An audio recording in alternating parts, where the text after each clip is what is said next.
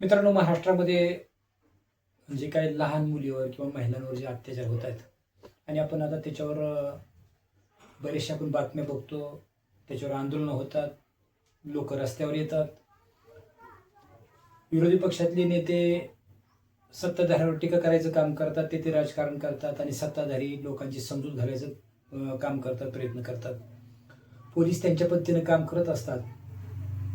आरोपी आत जातो आणि समाज त्या आरोपीला फाशी द्या, ठेचून मारा, आमच्या ताब्यात द्या, अशा लोकांची मागणी असते. परंतु जी काही कायदा आहे त्या कायद्याप्रमाणे सरकारला ते काम करावं लागतं, पोलिसाला काम करावं लागतं. परंतु ज्या घटना घडत आहेत, खरं तर पहिल्या गुन्हेगाराला काय सजा दिली त्याच्यावर दुसरा गुन्हेगार गुन्हा करायला धजावत असतो. आतापर्यंत आपण जे काही कोपर्डीचं प्रकरण बघितलं होतं, त्याच्या आधी बरीचशी काही प्रकरणं झाली. परंतु फाशीची मागणी होते, सरकार फाशीचं आश्वासन देतं पब्लिकला. पब्लिक पुन्हा 4 दिवस आंदोलन करतं, पुन्हा शांत होतं, पुन्हा नवीन घटना घडते, पुन्हा नवीन आरोपी उदयास येतो. हे का घडतं? तर खरं तर पहिल्या आरोपीला फाशी झाली पाहिजे ताबडतोब, असं लोकांचं मत आहे आणि खरं तसं व्हायला पाहिजे. परंतु काही त्रुटी आणि काही चुका ह्या कायद्यामध्ये किंवा तपासामध्ये राहतात आणि त्यातून काही आरोपीला जामीन मंजूर होतो किंवा आरोपी त्यातून निर्दोष सुटतो. असे कितीतरी आरोपी निर्दोष सुटलेत, काहीच आरोपींना मोठा गुन्हा करून सुद्धा जामीन मंजूर झालेत. खरं तर न्यायालयाला काय ते माहीत नसतं. न्यायालयाच्या समोर जे काही पुरावे जातील त्या पुराव्याच्या आधारे न्यायालय न्याय देत असतं. म्हणून पुरावे गोळा करण्यासाठी पोलीस कुठे कमी पडतात का, किंवा पोलिसांना सहकार्य करण्यासाठी पब्लिक कुठे कमी पडतं का? खरं तर महत्वाचं आहे की पोलीस आणि पब्लिक यांच्यामध्ये समन्वय असला पाहिजे. ज्या वेळेस पोलीस पुरावा गोळा करतात किंवा पोलीस ते त्यांचं काम करत असतात, त्यावेळेस पब्लिकने त्यांना सहकार्य करायचं असतं. कितीतरी वेळा अशा घटना घडतात की पोलीस त्यांचं काम करत असताना पब्लिक त्यांना सहकार्य करत नाही. आता एखाद्या रस्त्यामध्ये खून होतो, शेकडो लोक ती बघत असतात, परंतु ज्यावेळेस पोलीस तपासाला येतात, ज्यावेळेस पोलीस विचारतात हे कुणी पाहिलंय का, कुणी साक्ष द्यायला तयार आहे का, तर त्यावेळेस आम्ही नाही पाहिलं किंवा लोक तिथून निघून जातात. आणि कोर्टात ज्यावेळेस न्यायालयात खटला उभा राहतो त्या टायमाला पुराव्याअभावी आरोपी निर्दोष सुटतो. यात मला सांगा दोषी कोण आहे? पब्लिकनी पोलिसाला सहकार्य केलं पाहिजे. त्यासाठी पोलिसांना सरकारने सहकार्य केलं पाहिजे, पोलिसांना अधिकार दिले पाहिजेत, यंत्रणा कडक केली पाहिजे. कारण लोकांचंही काही चुकीचं नाही. ज्यावेळेस लोक पुढे येतात आणि ज्यावेळेस आरोपी पुन्हा जामीन मंजूर होऊन जेव्हा बाहेर येतो त्यावेळेस साक्षीदाराला त्रास होतो. साक्षीदाराला सुद्धा संरक्षण द्यायची यंत्रणा असली पाहिजे. म्हणून साक्षीदाराला त्रास होऊ नये, आपलं कुटुंब कुठे उड्या येऊ नये, आपल्याला हानमार होऊ नये किंवा आरोपीकडून गुंडांकडून आपला त्रास होऊ नये म्हणून साक्षीदार बघून सुद्धा पुढे येत नाही. त्यासाठी साक्षीदारांना संरक्षण कुठं आहे का? त्यासाठी यंत्रणा कडक असली पाहिजे. सरकारने पोलिसांना काय अधिकार दिले पाहिजेत, पोलिसांनी प्रमाणे काम केलं पाहिजे, पब्लिकने पोलिसाला सहकार्य केलं पाहिजे आणि ह्यातून पुरावे सक्षम मिळतील आणि सक्षम पुराव्यातून आरोपीला फाशी होईल, ही बाब खरी आहे. असं व्हायला पाहिजे. परंतु तसं घडत नाही. तसं घडत नसल्यामुळं आरोपी जामिनावर किंवा निर्दोष सुटतो. ही मी का बोलतोय तर आता जी परवा 1 मेला, एका दिशेला 1 मे महाराष्ट्र दिन साजरा होतोय आणि एका बाजूला रस्त्यावर लोक उतरली. 3 वर्षाच्या मुलीवर, 3 ते 4 वर्षाची मुलगी, त्या मुलीवर 65 वर्षाच्या म्हाताऱ्यानं अत्याचार करावा, ही निंदनीय आणि फार महाराष्ट्रासाठी दुर्दैवी घटना आहे. खरं तर संतांची भूमी ही, महापुरुषांची भूमी ही. या भूमी मिळवण्यासाठी अनेक हुतात्म्यांचं बलिदान गेलं.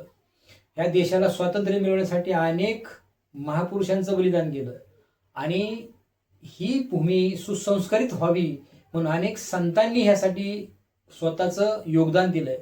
तरी सुद्धा महाराष्ट्र घडायला आणि महाराष्ट्र उभा राहायला तयार नाही. महाराष्ट्रात काही घटना अशा घडतायत की 65 वर्षाच्या म्हाताऱ्यानं एखाद्या 3 वर्षाच्या 4 वर्षाच्या मुलीवर अत्याचार करावा आणि तो सुद्धा अशा प्रकारे करावा की तिच्यावर अत्याचार करून तिला दगड ठेचून मारावं आणि ठेचून मारून पुन्हा शेणामध्ये तिचा मृतदेह लपवून ठेवावा. इतकं क्रूर एवढी क्रूर माणसं कशी तयार होतात, एवढी क्रूरता कुठनं येते नेमकी अशा पुरोगामी महाराष्ट्रामध्ये?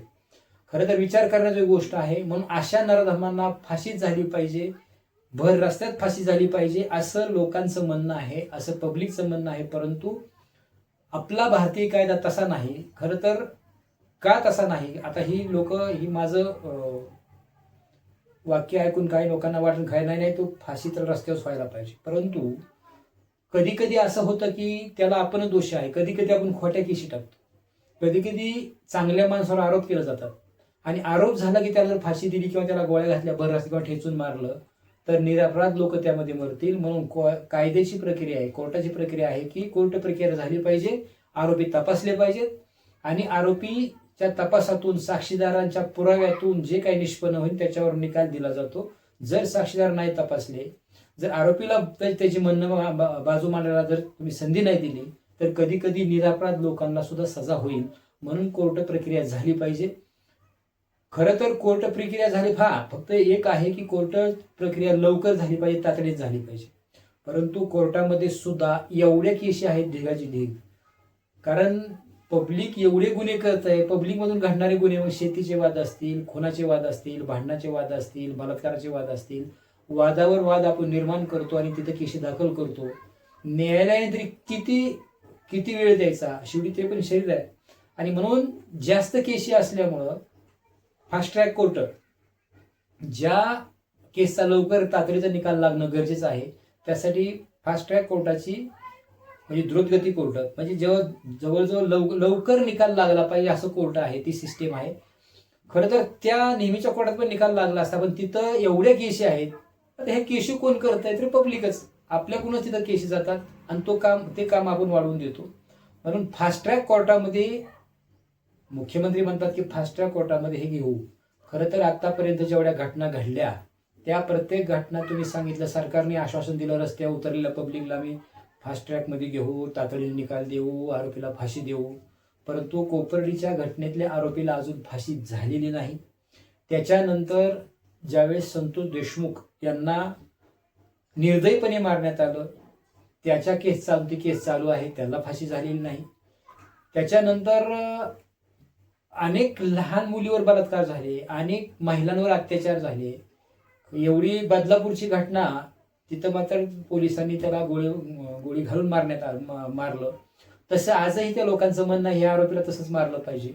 परंतु त्याचं कारण वेगळं होतं, ह्याचं कारण वेगळं होतं.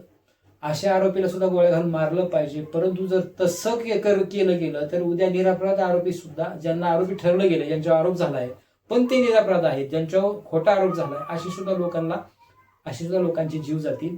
म्हणून कोर्ट प्रक्रिया झाली पाहिजे, पण फास्ट झाली पाहिजे.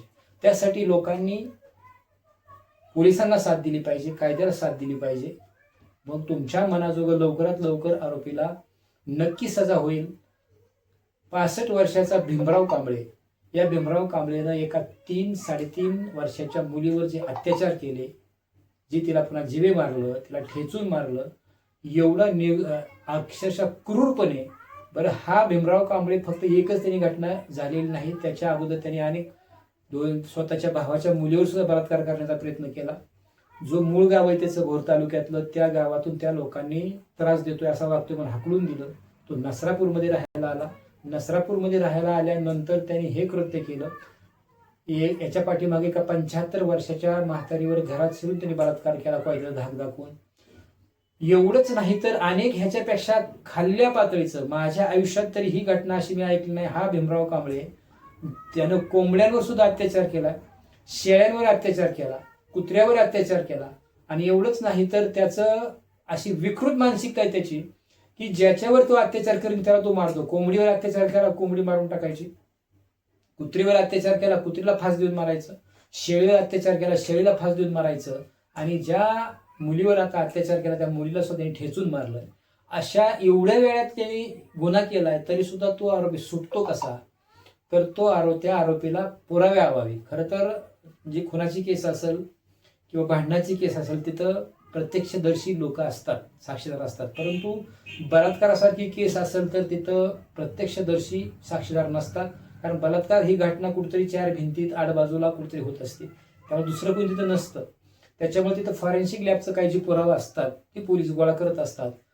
आता भीमराव कांबळे बलात्काराच्या केसमधून सुद्धा पहिल्या सुटला तर तिथं कुठेतरी पोलीस पुरावे देण्यासाठी कोर्टामध्ये कमी पडले असावेत आणि म्हणून तो सुटला. आणि सुटल्यानंतर पुन्हा त्याचा उद्योगच तो आहे, तर त्याला खरं तर ह्याच्या अगोदर सुद्धा लोकांनी तसं कृत्य करतोय म्हणल्यावर त्याच्यावर वेळोवेळी केशी करून त्याला कायमचा जेलमध्ये ठेवायला पाहिजे होता. आता जेलमध्ये कायमचा ठेवायचा तर त्या प्रत्येक गुन्ह्याला एक कलम असतं आणि त्या कलमावर त्याला सजा किती लागायची किंवा काय गंभीर गुन्हा आहे त्याच्यावर आरोप किती गंभीर आहेत किंवा त्या आरोपाचे पुरावे किती पोलिसांनी कोर्टाकडे हजर केले त्याच्यावर कोर्ट त्याला जामीन द्यायचा की नाही ठरवतो. अशा घटना घडल्यामुळं आरोपी सुटतात. म्हणून लोकांना माझी एक विनंती आहे की असे सरकार तुम्हाला आश्वासनं देईल, विरोधी पक्ष सरकारवर टीका हाणील. विरोधी पक्षाचं ते कामच असतंय की जोपर्यंत ते सत्तेवर येत नाहीत तोपर्यंत ते टीकाच करतात आणि सत्तेवर असणाऱ्यांचं काम असतं लोकांची समजूत काढणे. जे लोकांना जे कळत नाही ते बी लोकांना सहज आश्वासन देतात आणि मीडियापासून ते बाजूला होतात. आणि लोकांचं फक्त एक काम आहे की घटना जी घडली त्या खरं तर पोलिसांच्या हातात असते. त्या पोलिसांना तुम्ही सहकार्य करणं गरजेचं असतंय. कितीतरी वेळा मी पुन्हा सांगतोय की कितीतरी गुन्ह्यामध्ये पोलिसांना पब्लिकचं सहकार्य मिळत नाही आणि सहकार्य मिळत नसल्यामुळं पोलिसांना पुरावे मिळत नाहीत आणि पुरावे न मिळाल्यामुळं कोर्टामध्ये आरोपीला जामीन होतो किंवा आरोपी निर्दोष सुटतो. त्यासाठी आपलं नेमकं कर्तव्य काय आहे, वेळोवेळी पोलिसांच्या आणि पब्लिक आणि पोलीस यांच्यामधली दरी संपली पाहिजे आणि वेळोवेळी हे प्रबोधन व्हायला पाहिजे. आता आरोपी फासावर जाईल, सुटला तर लोक त्याला ठेवणार नाहीत, परंतु एवढ्या लहान मुलीचा, निष्पाप मुलीचा एक जीव अशा पद्धतीने गेलाय हे फार महाराष्ट्राला निंदनीय गोष्ट आहे. पाहत राहा न्यू महाराष्ट्र एक्सप्रेस न्यूज.